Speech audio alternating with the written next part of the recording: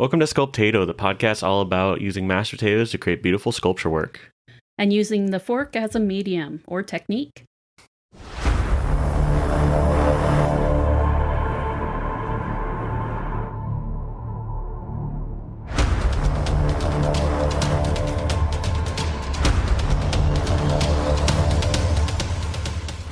Welcome, Amblers, to Ambling Through Cinema, our podcast where we walk in the footsteps of creative giants every week. This week, we continue our journey through Steven Spielberg's work in the 70s with the movie Close Encounters of the Third Kind. As always, I'm Tyler, and this is my co-host, Crystal. First off, I do have to say I do publicly apologize for all the times that I said Close Encounters came out in 1978 during our Jaws episode. I was ill-informed at the time, and now I understand that it actually came out in 1977. I'm sorry, I apologize. I think Close Encounters would be happy to be thought of as younger. It looks great for his age. And it hasn't even had any work done. I know, it hasn't.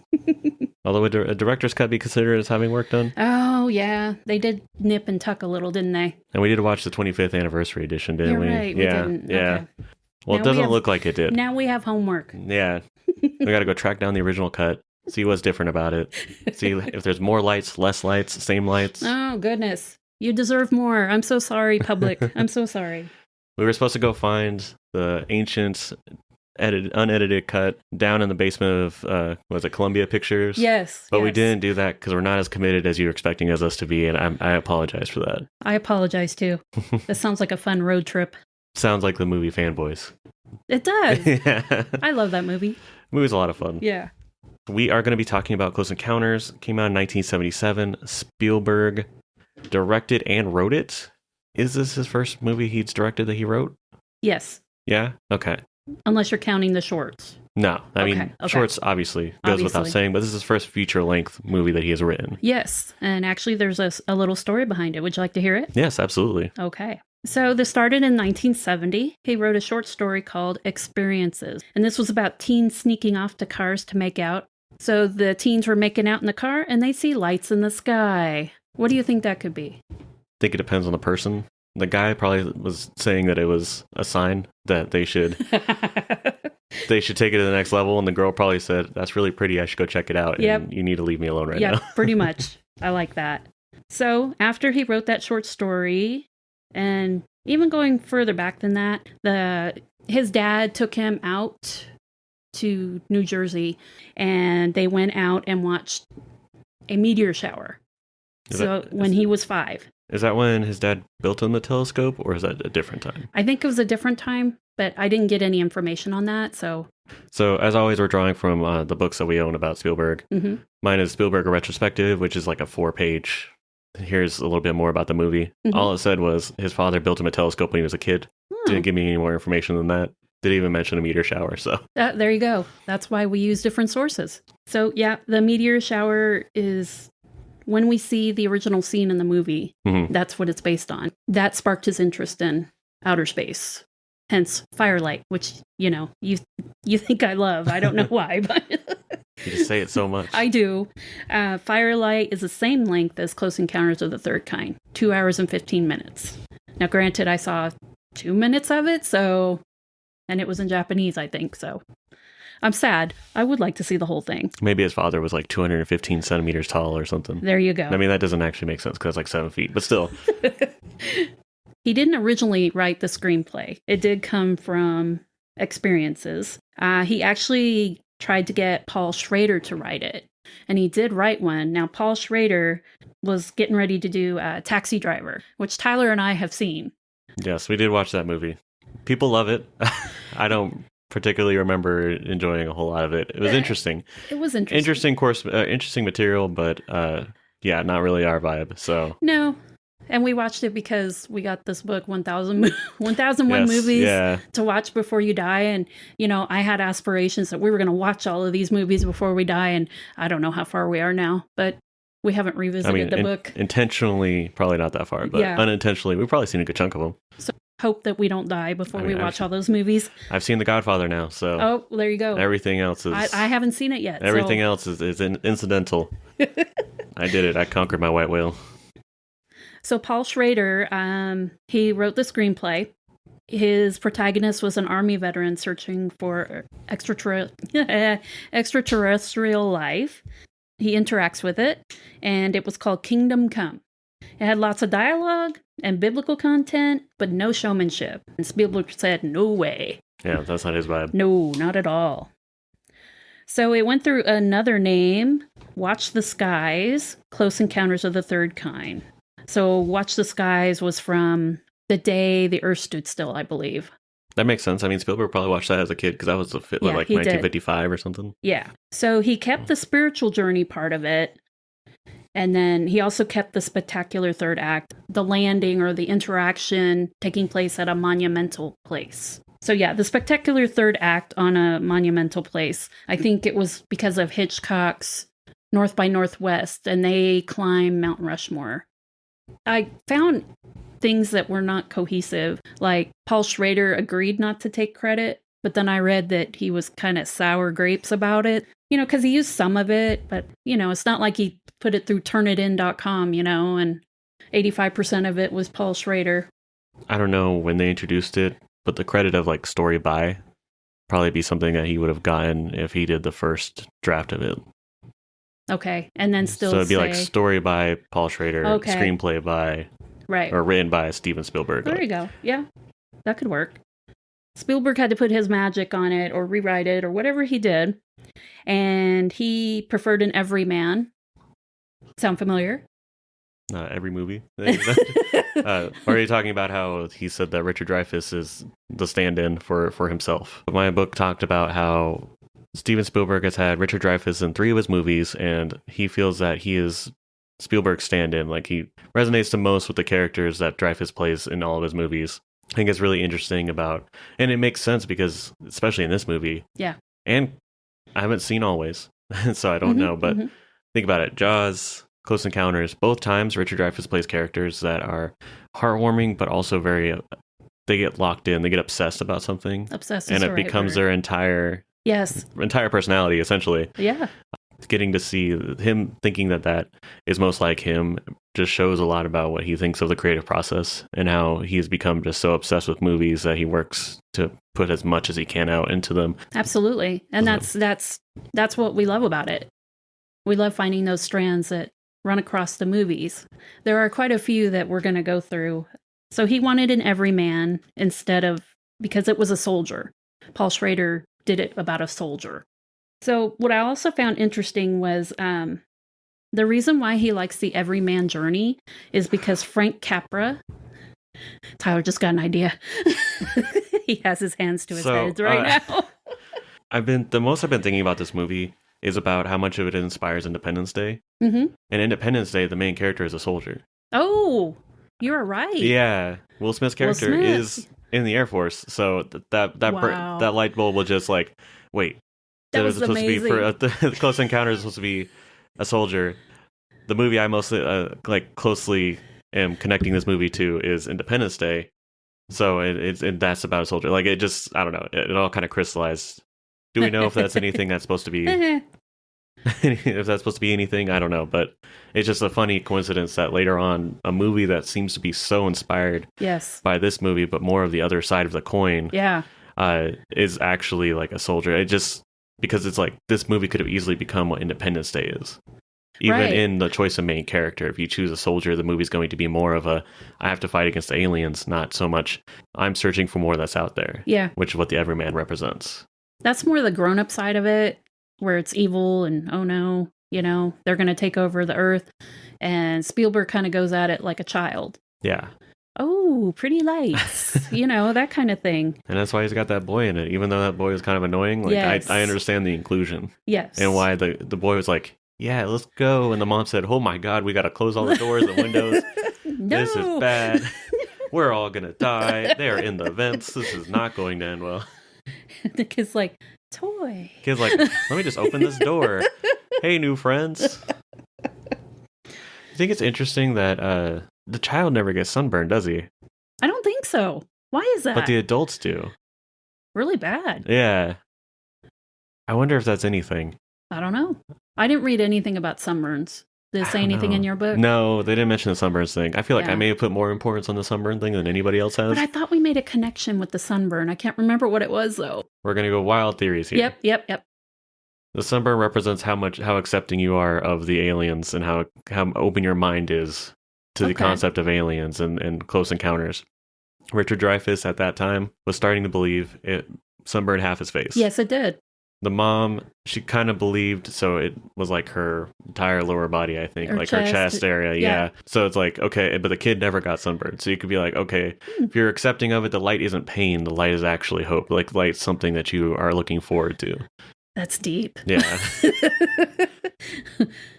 So Frank Capra made It's a Wonderful Life, one of Spielberg's idols or whatever, mentors, however you want to put it. So he is the everyman. So they actually have an everyman trope. Okay. Did you know that?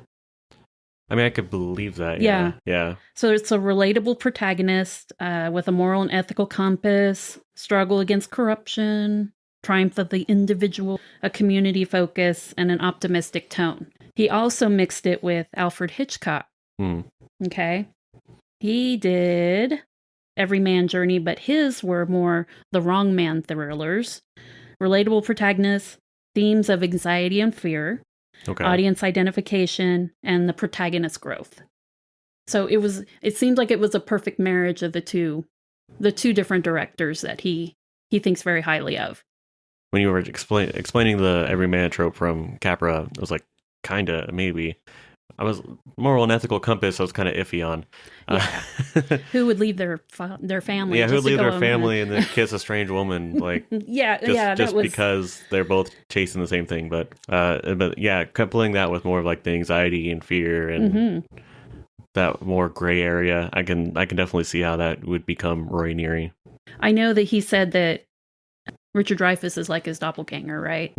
I read that Roy Neary was probably based on Spielberg's father, who was an electrical engineer and an absentee father, which, as we all know, is the ultimate absentee father is, I'm going off into space, kids. Yes, for sure. I'll Bye. see ya. Oh, he didn't even say bye. He didn't, no. They left him, and then he's like, eh. I mean, he wasn't thinking about them. No, he wasn't. He did say if he were to make the film, like, in the present, whenever he said it, he never would have had the father leave.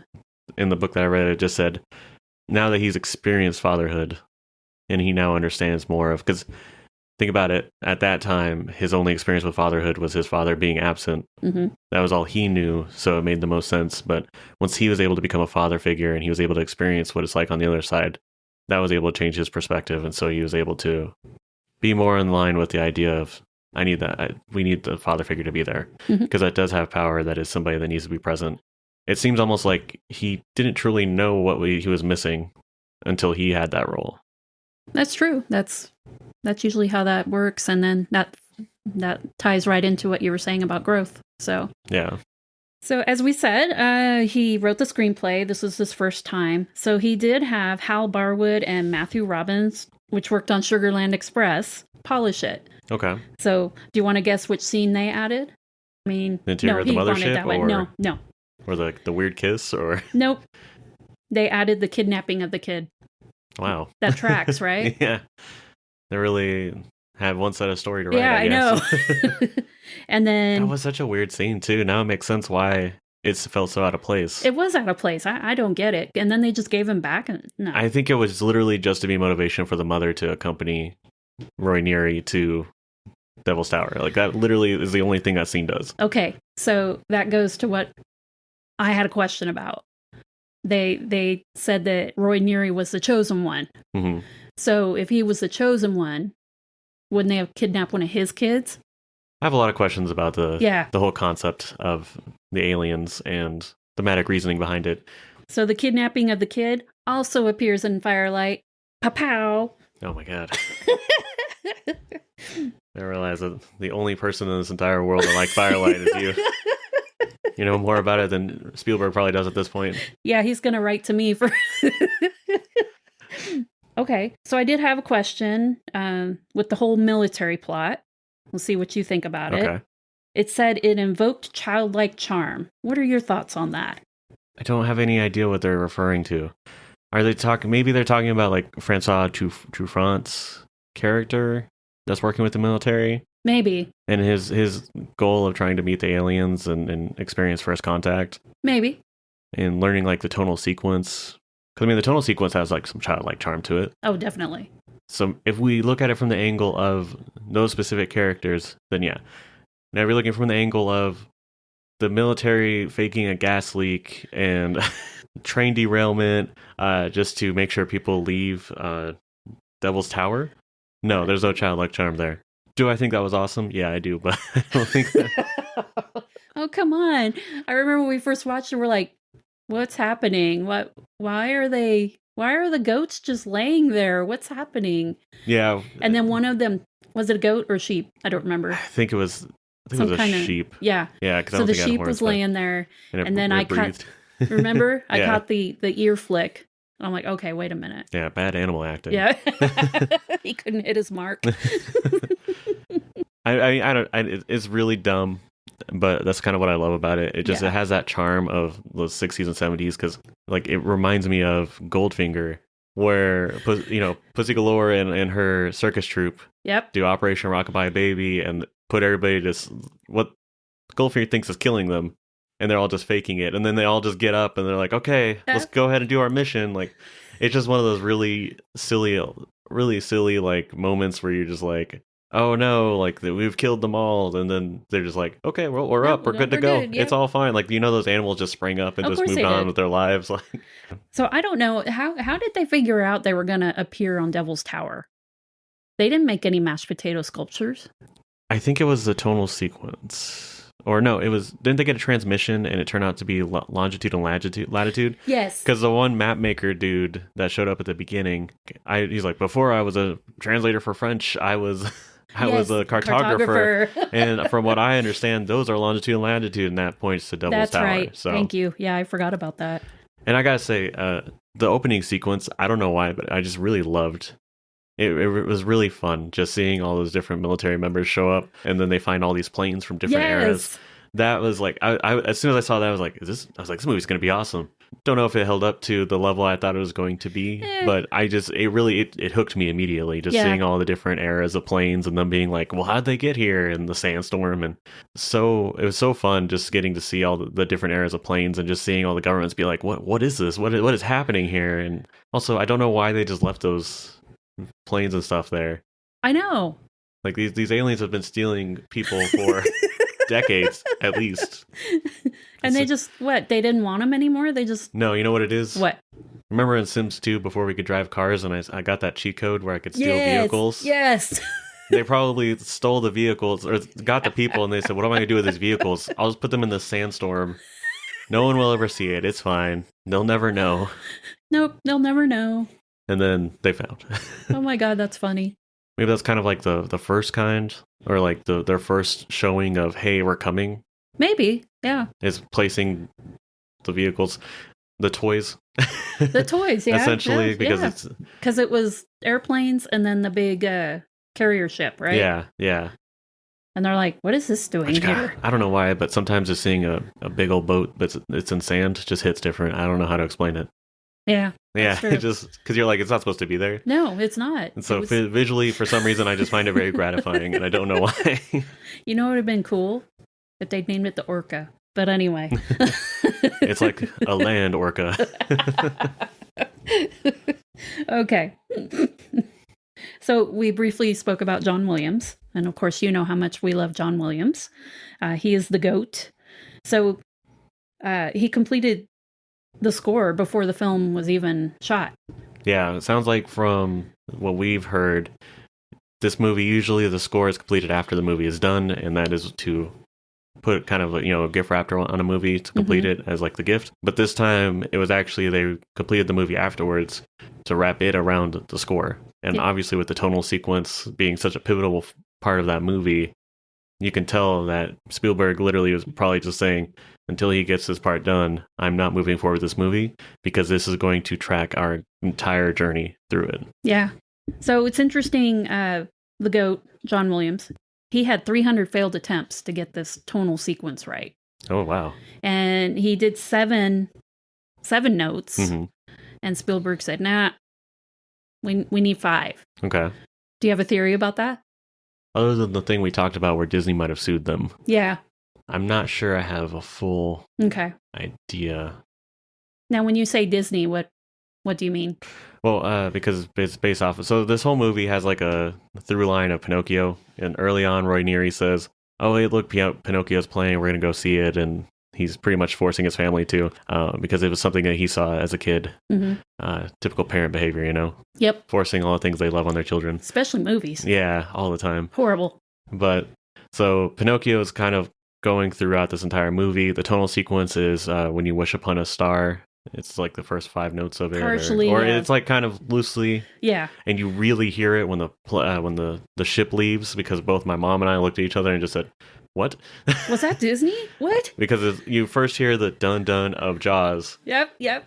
And then we were just like, "Huh? What in the world?" And then as it leaves, you very clearly hear the "When You Wish Upon a Star" tonal sequence. Wonder if that one was in 7. Do you think? Yeah. That was we counted. That was a 7. Yeah. When you wish upon a star. Okay. Yeah. So that's interesting that as it's leaving, it gave the full sequence. You know when you do like the dun dun dun dun dun, dun, and then somebody says dun dun as the response. The tonal sequence is the question. Yes. The last 2 notes are the answer. Nice. Yeah. They hired this author, and his name was Dr. J. Allen Hynek, and he wrote the book The UFO Experience: A Scientist Inquiry. So, No. I'm sorry. I just remembered the planes talking about the UFOs. Yeah. I don't know if that's relating to I don't know what you're talking about, but no, I really love that sequence when the air traffic controller is like, "There's something there," and they're like, "No, there's nothing there. There's something here." Yeah. Well, do you want to report it? It's a lot of paperwork. That was a lot of. I wonder if that was like a dig at NASA. Probably. That's a lot of paperwork. No. Oh, okay. You guys are too lazy to be part of my movie. Look at this government work. Governments just don't want to do their jobs. Nope. He developed the close encounter scale. Oh, really? Yeah. Do you want to explain the close encounter scale? So Hynek created the 6-fold classification for UFO sightings, which, in case any of you know, UFOs are not the term we use anymore. Now it's UAPs. Really? Yeah. So what does that stand for? I have to look it up. Okay. We're learning together, everybody. So UAP now stands for Unidentified Anomalous Phenomena. It's supposed to be a broader term than Unidentified Flying Object. But if you ever watch, like, it's even in movies now, too. If you watch it and they talk about it, they'll mention UAPs. That's what it's supposed to be. It's supposed to be unidentified alien stuff. That's a lot of syllables. And it doesn't really resonate with me. No. Like UFO does. Like, you're like, yeah, I know what a UFO is. You have an image. UAP reminds me of like a drone strike or something. There you go. Yeah. Like a predator is about to take out the. Yes. Yeah, I just got the kill streak in Call of Duty, and now I'm gonna go and take out some people. Yeah. This would have been helpful. Okay, so there are 6 levels. I didn't know there was 6. There's 6 levels for the UFO sightings created by Hynek. Okay. Number 1, nocturnal lights. Lights in the night sky. Okay. They see the ships at night at first. Yep. Number 2, daylight discs. UFOs seen in the daylight, generally having discoidal or oval shapes. Probably the kid being kidnapped. Okay. Because that was during daytime, dusk time. It was during the daytime. Radar visual. UFO reports that have radar confirmation. Air traffic controller. Yep. 4, close encounter of the first kind. Visual sightings of a UFO seemingly less than 150 miles away. Okay. Second kind is a UFO event in which a physical effect is alleged. This can be interference in the functioning of a vehicle. Yes. Roy Neary, when it was behind him and turned off his truck. Oh my God, that was funny. And because he was an electrical engineer too, right?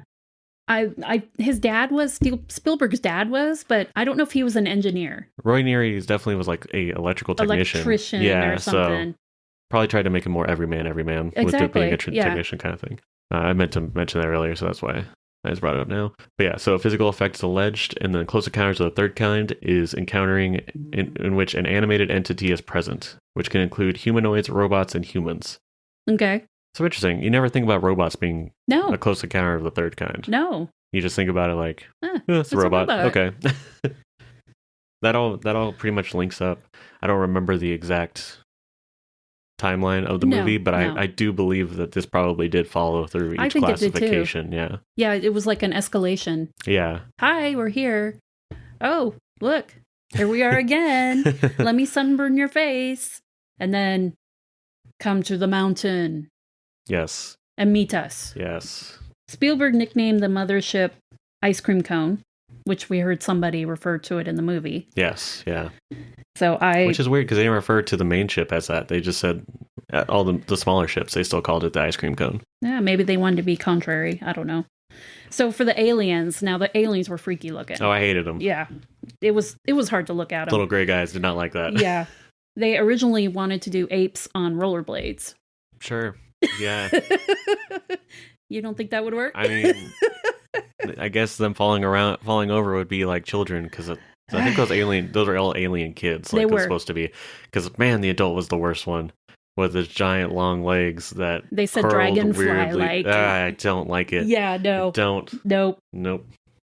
So he was designed by Carlo Rambaldi, an Italian special effects artist who will win 3 Academy Awards for King Kong in 1976, Alien in 1980, and E.T. in 1982. Huh. Yeah. So let's see. The small aliens were reminiscent of Roswell, half tadpole, half humanoid. The 200 little girls from Georgia that were in dance. So they were wearing overalls and masks, and they like put the light behind them to make them seem mysterious. But to me, it was creepy. I did just, I can't do it. I hated it. I hated every second of it. Yeah. Nope. So they were gonna do Jack Nicholson, but he had to film something else. I cannot imagine Jack Nicholson as Roy Neary. What are you talking about? That would just be The Shining. Where they said, yes, this is a typical everyman. Yes. And then he goes crazy. Oh, yeah. But it's Jack Nicholson, so he just looks like he's crazy all the time. He's crazy already. It would literally just be that. But Dreyfuss really wanted the role because he was tired of Spielberg talking about it during the filming of Jaws. Dreyfuss really wanted it, so he started talking smack about the other actors. And he's like, and this is a quote, "Look, Turkey, cast me in this thing." So I'm guessing if you call someone Turkey, you're in. I mean, it was the 70s. Yeah. That's what they did. Yeah. So you were talking about Truffaut. Say it again. Truffaut? Truffaut. He wanted Truffaut for The Scientist. Yeah. But he didn't think he'd be able to get him. Yeah. So Truffaut actually won an Academy Award for directing Day for Night. It's La Nuit Américaine. I don't know if I said that right. In 1974 for Best Foreign Film. Oh, that's cool. His role was kind of just there. Yeah, I mean... Everybody but Dreyfuss was kind of there, though. Yeah. Even the mother whose child was taken. Yeah. Okay, so he admired Duel. Interesting. Yeah. All right. And then he was free, so they got him. It was big in Eastern Europe. Yeah, it was. Yeah. So, yeah, and Truffaut also told Spielberg he should make a film about children, and that's what led him to... E.T.? Yes. Yeah. So Barry Giler, the kid that got kidnapped, he was like 4. Okay. In real life. He did some movies, a little bit of TV. Mm-hmm. He wasn't like a child actor, that stays in it forever. He had never seen a movie before then, so they showed him Gus and Bambi. So he didn't know what a movie was. Okay. And so he was supposed to act in it. We talked about how Spielberg interacts with children. Mm-hmm. So he dressed up as an Easter bunny to get him to laugh or surprise. The makeup artist dressed up as a gorilla to frighten him. Okay. And then after he was frightened, he took off his mask and he was the everyday makeup designer. So it calmed him. So yeah, they should have just told the kid it wasn't a movie. They should have just said aliens are coming. You get a real reaction.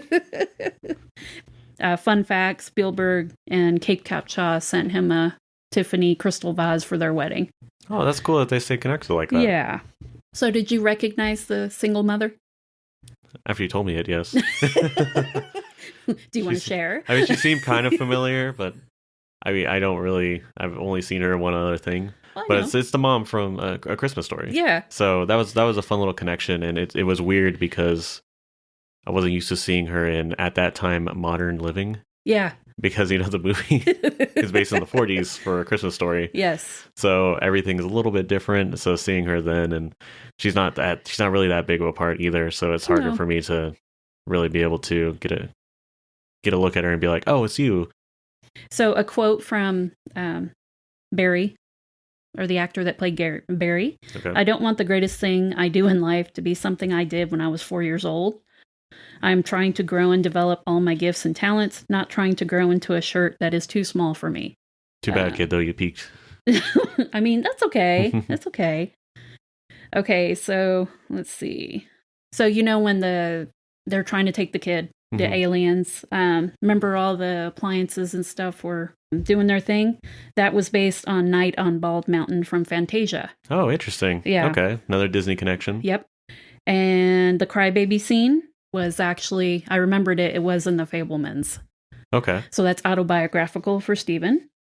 And the train set in the living room was also autobiographical.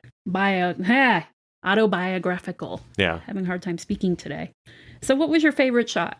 I gotta say, I really like, obviously everything with the mothership was really well done. I thought it looked great. It still looks great, even to now. this day. Yeah. No, I really like the mothership. Honestly, the thing that I think that blew me away about this movie the most was the mountain he made, that he sculpted. I know. For Devil's Tower. I was astonished. Like, it had shrubbery. It had everything. Like, he put in some serious effort in this. I don't know if he had an artistic gift, but man, that thing looked phenomenal. It really did. Yeah, so that's the part that like stuck with me the most, other than obviously the mothership and the tonal sequence, everything you've seen in other movies that have aped it. Like, yeah. So, but like, I just remember seeing that mountain he made in his living room and just being like, whoa. Was buddy? Was the train supposed to go around it, or was that was to the side? I think it was just to the side at that point. Because the he kids didn't have and enough track for that. Done. Yeah. They're just him, the mountain, and the TV. Okay, so there was a quote by Spielberg, because the set around, because he learned from Jaws, about nature, working in nature. So he built this entire set, or actually Joe, what's his name? Not Elves again, is it? Yeah. Built this entire set around the Devil's Tower. Thank you. And I guess they had like 10,000 spotlights, so it got really hot. Yeah. And so he said, this set is my shark.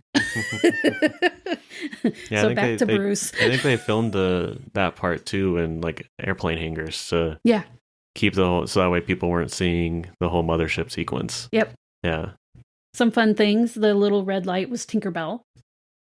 Supposed to be Tinkerbell. The random red light that was just wandering around. Yes. What did you think it was? I mean, I don't even know anymore. It's like it was just kind of wandering around, and it's like, what are you doing? Get back in there! Like, it's because these ships are like, I'm pretty sure that they're supposed to be the alien children. Yeah. So seeing that red light, the red light would just be wandering, and you just it's like that little brother. You're just like, can you get back in the house? What are you doing out here? Who let you out right now? And so it's just that's what it just reminded me of. It just like be like, we talked about this. If you're going to go outside, you have to make sure you're in a ship. Why are you not in a ship? How are you even a light right now? What did you do? How did you mess this up that bad? Oh, we're gonna have such a stern talking to when we get to our planet. They named the U.S. Air Force Major Benchley. Mm-hmm. Do you remember what that's from? Peter Benchley wrote Jaws. From Jaws, yeah. Yeah.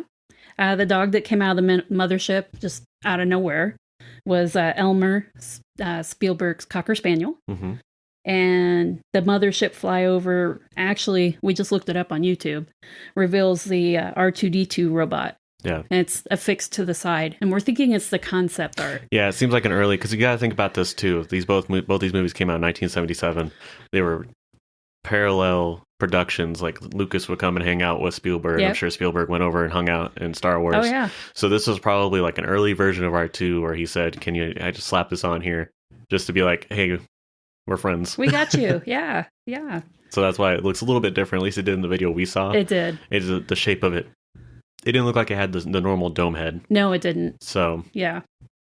Could have just been Kenny Baker without the helmet. Oh, could have been. I mean, who knows? My favorite scene was actually Barry when he opened the door and the orange light is just everywhere. It just outlines them.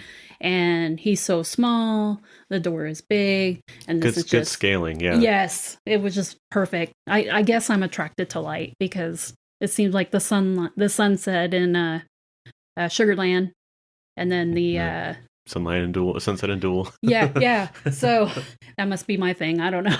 I mean, just visually striking. Yeah, it was. Yeah.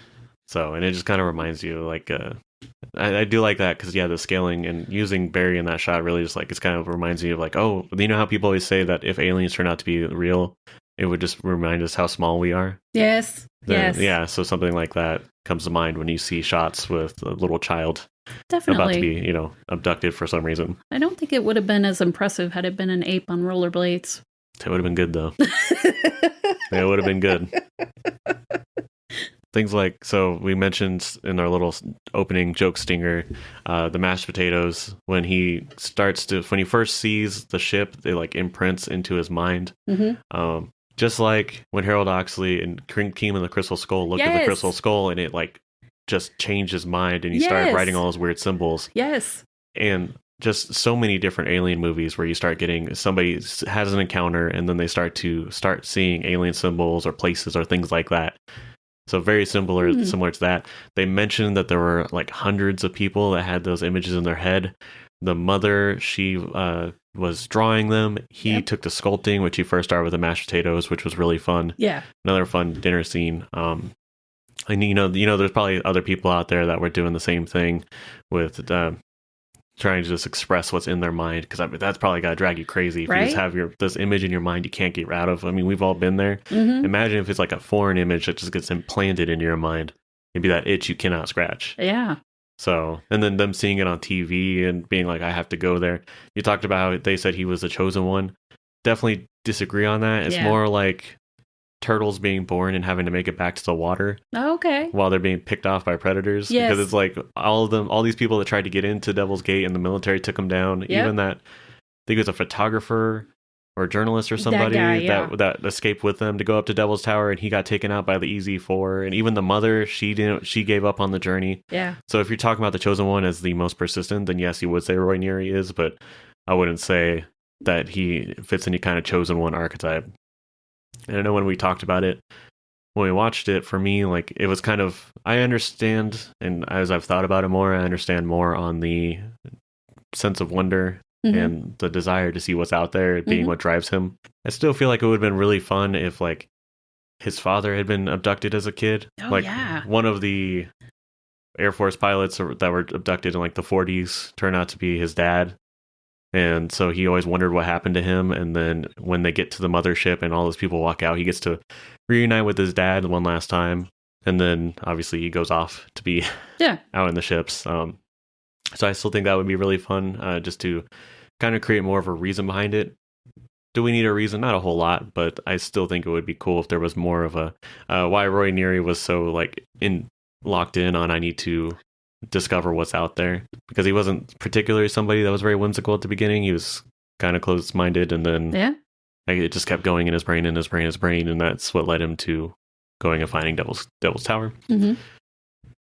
This movie is so much inspired Independence Day. You can just tell. You can tell by the way the aliens look in Independence Day. It has that same weird joint structure. Yeah.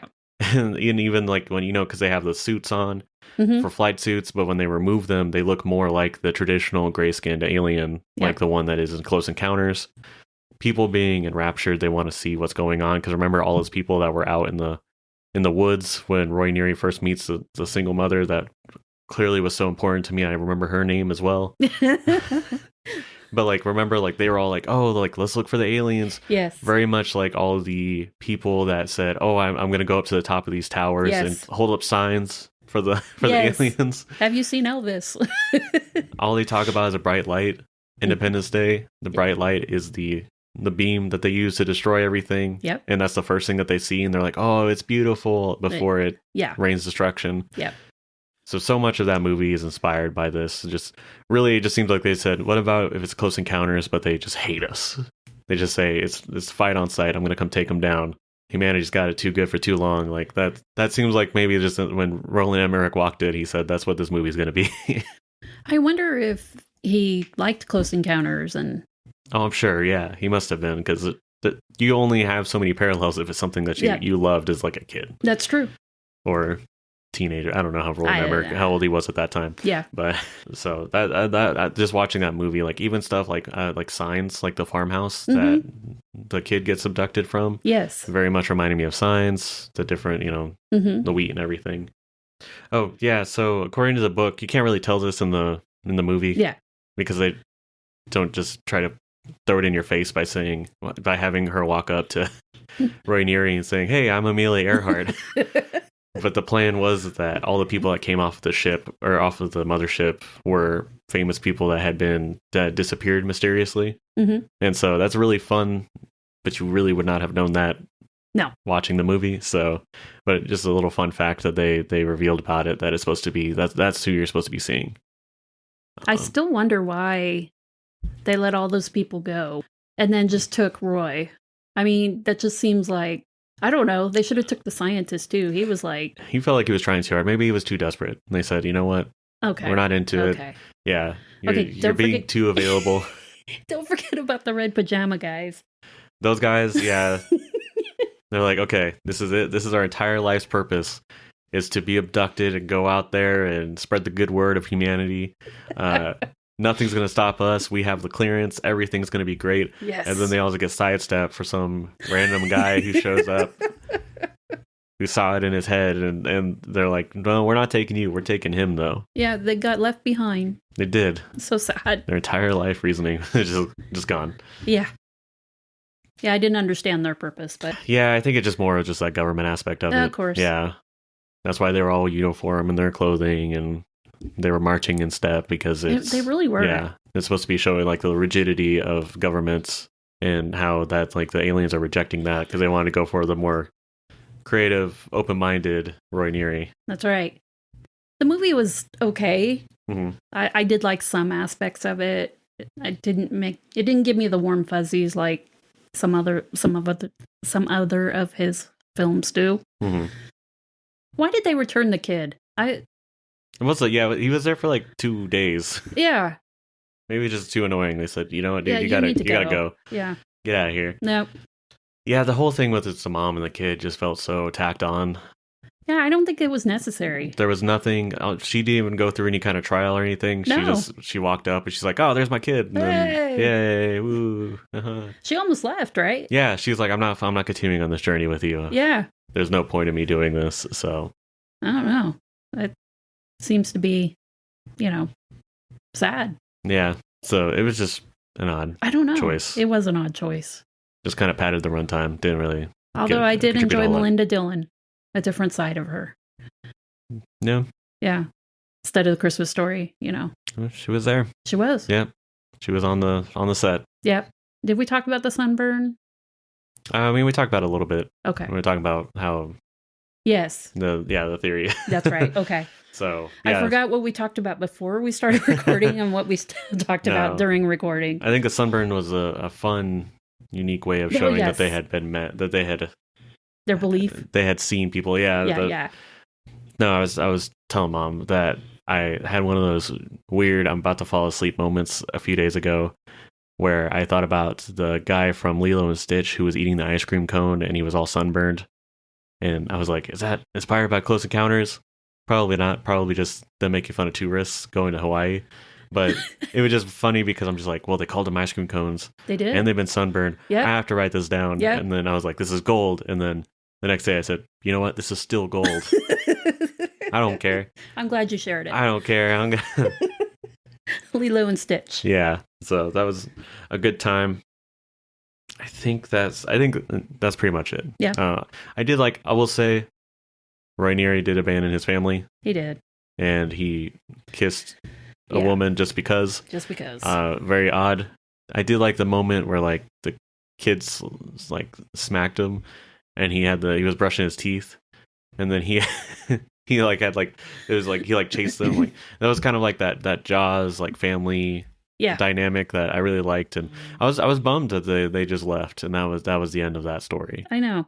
Because I thought it was really interesting, and I thought that the mom trying to figure out what's going on with her husband while also trying to take care of the children, there was merit there. I think that would have been. I would have much rather had that than this tacked on single mother and her child getting abducted. Like that wasn't really anything. Do you think that was more of the absentee father thing he had going on?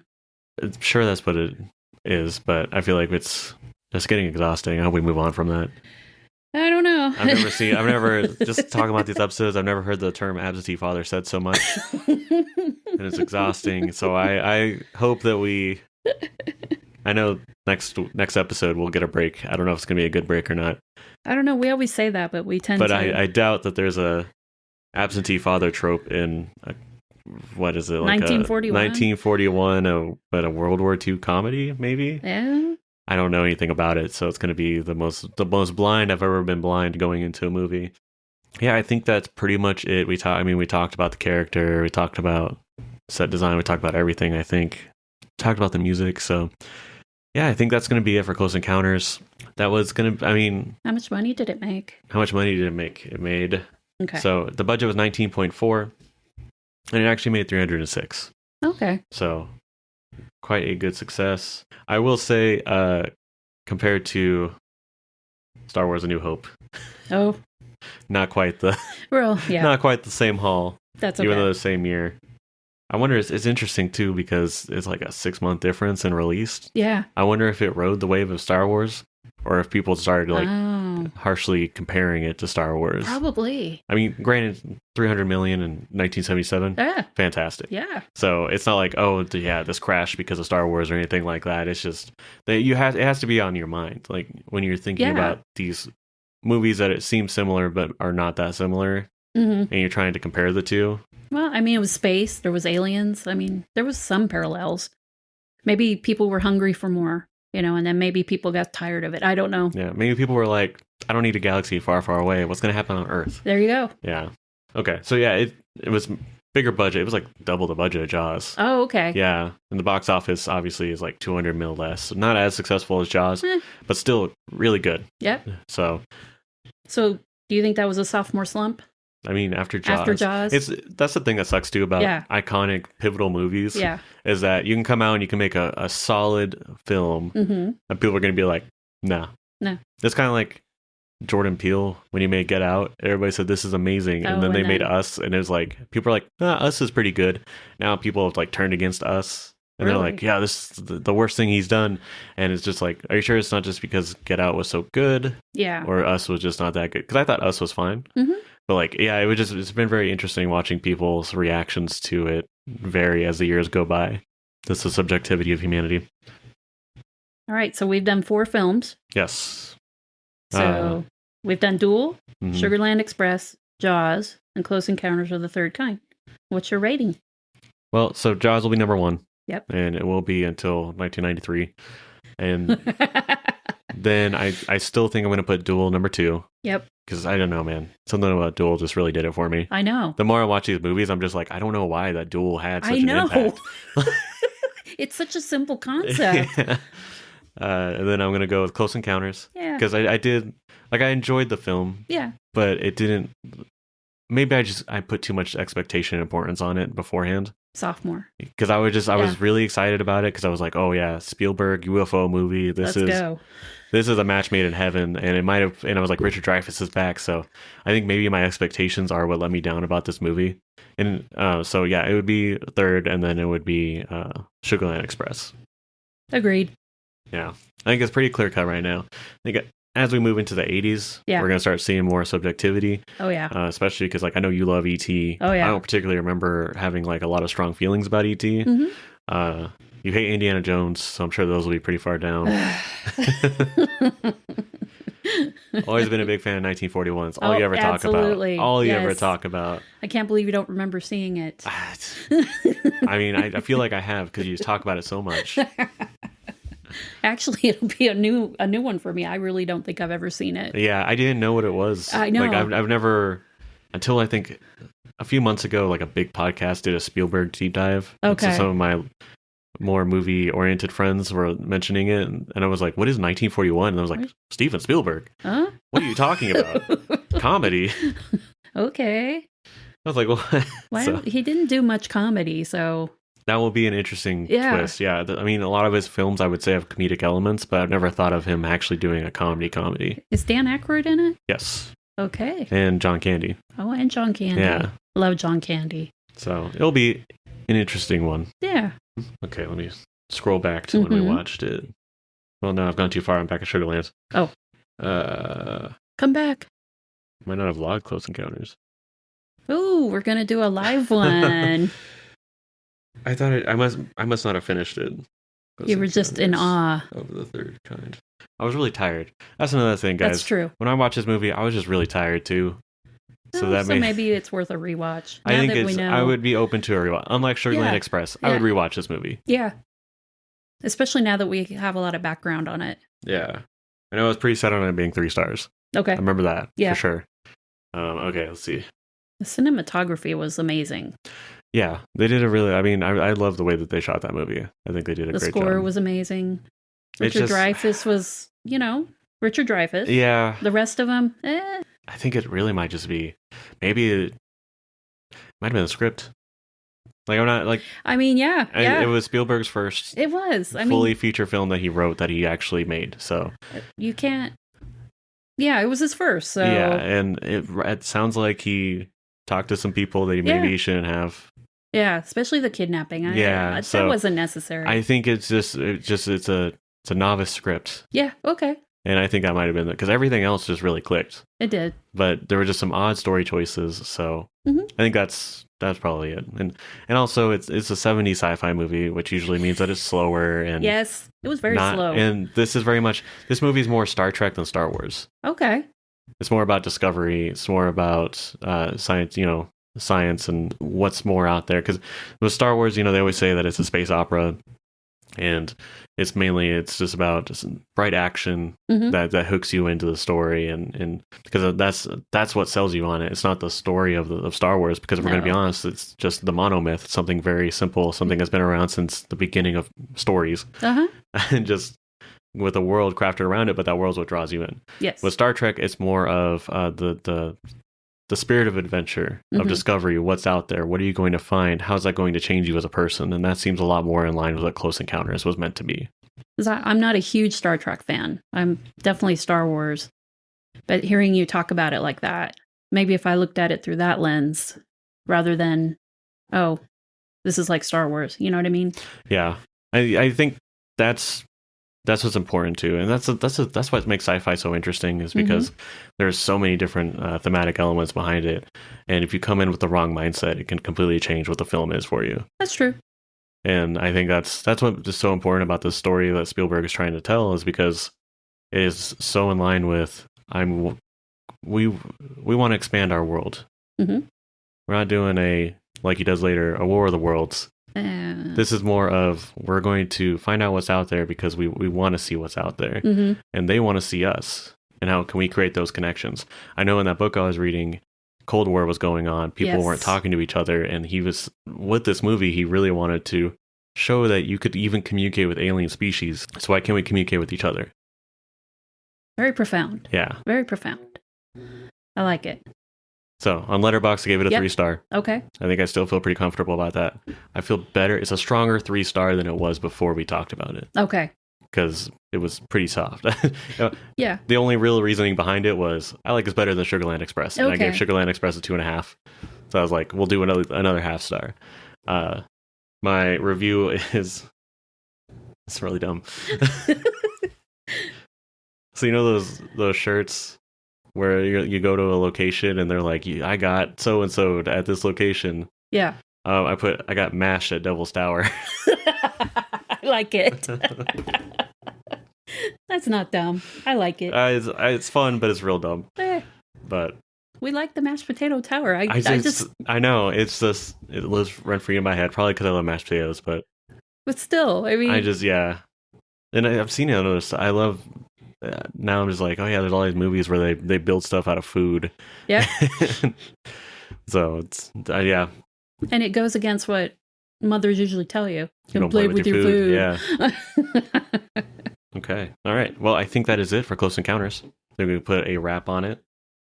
Next week, next episode, like we said, we're going to be talking about 1941. the first truly blind movie that we'll be watching. Yes. Neither of us have seen it, even if it's been a long time, like No. Close Encounters. Nope. Don't know really anything about it. Trying to go in as blind as possible. So this will be probably the most interesting watch that we have so far. Absolutely. Oh my goodness. So no expectation, no, we know some of the actors, but that's about it. Yeah, I'm gonna try to go in with an open mind because Of I course. haven't heard like the best of things about it, so I'm trying to not let that. Well, we never let the critics decide what we watch and what we don't watch. The reviews or anything like that. We like to form our own opinions. Yeah. Sometimes they're right. Sometimes not so much. Okay. All right. So I know we don't do and if you want to follow me on Letterboxd, it's Birch94, BURCH. Not like the tree. So please go ahead and give me a follow.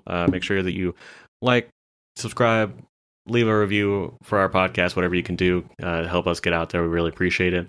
We actually got our first review from Grandpa Ron, which, if you remember, Mom talked about how he was a big influence on her, big influence on both of us when it comes to watching movies. So tried to make sure that he got to experience some of it. He said, quote, "Watch part of it, and it sounded like you two were having a great time. Plus, the content was very interesting." So we really enjoy that. Thank you, Grandpa Ron. yes, thank you so much. We loved hearing from you. It's just great that we got him to listen to it. So he could have said it was cool. It was I would cool. have been like, We would have been like, yes. Yeah, he did it. Yeah. Mission accomplished, boys. We have arrived. Okay, that's the end of the podcast. Yeah. We did it. All right, pack it in. But yeah, so we really appreciate that, Grandpa Ron. If you guys ever send us any reviews or anything like that, we'll definitely read them on air. We really appreciate that. I know a lot of podcasts that do that. So yeah, if you do 5 stars, we'll read it on here. If you want to come in and say Close Encounters was the best movie ever, you can. If you want to tell us about Sugarland Express being good, you have your own opinion. So change our mind. Yeah, change our mind. Yeah. Do whichever you want. Okay, so I do want to start doing a sign off, and it's going to be a quote that Spielberg said. Okay.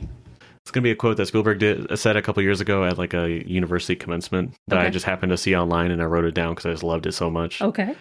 "Through amazing stories and unforgettable characters, we are introduced to these incredible worlds we only dare imagine. And in the process, we discover the hero in ourselves." Ooh. Yeah. Very nice. That's why I wrote it down. I was like, I like this a lot.